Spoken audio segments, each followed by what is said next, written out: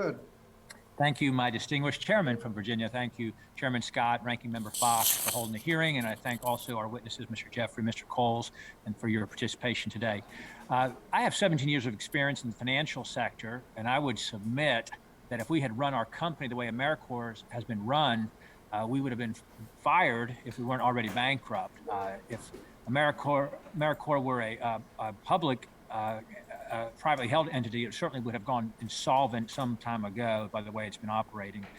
The recent audit of your agency states that you have made, quote, little progress at correcting the pervasive problems that have left the, end quote, that have left the agency unable to produce auditable financial material for the last 5 years.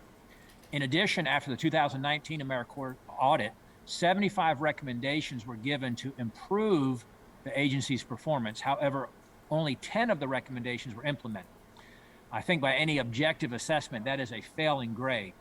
Mr. Jeffrey, will you please explain the agency's inability to respond to more than 60 of the recommendations regarding how to more efficiently and effectively use taxpayer dollars? I'm not sure I can offer you an explanation because this was certainly not what I expected to see. To me, I agree with you. This should have been an all hands on deck emergency. It should have been that way after the first year, but the agency just hasn't put resources and hasn't put attention into this.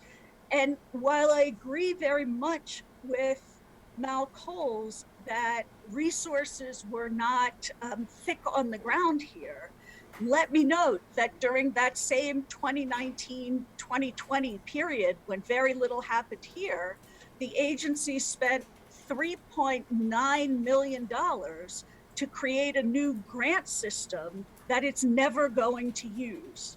If I may interject, is there a reason to expect that the agency will adapt and improve in the future based on the past?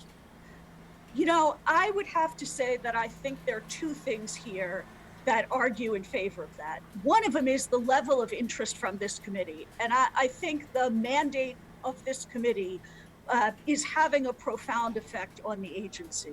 The second one is, I think it does make a difference that the agency is now in an environment when it is getting support and resources from the administration and from OMB. And it's that keeps me potentially optimistic that we may get a different result.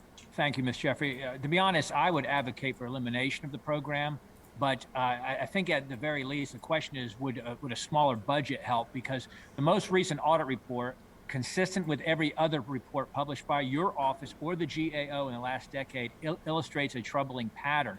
Addressing financial management clearly does not seem to be a priority currently or in the past. And again, if after all these years, the agency is not prioritizing the necessary steps to ensure taxpayer dollars are used efficiently and effectively and appropriately, I don't know how anyone can expect reasonably that there'd be anything different going forward.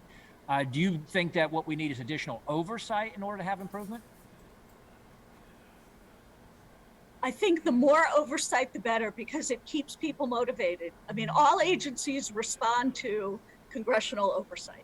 How about just to have a smaller budget? If we reduce the budget, would that help to be able to keep up with the accountability if we just had a smaller budget to oversee? I'm not sure that it would. I really can't speak to that. Do you agree that the lack of strict accountability measures and the fact that Americorps has never faced consequences for its actions sends a message that the proper stewardship of taxpayer dollars is not a priority? I do agree with that. Well, thank you for that. Appreciate that.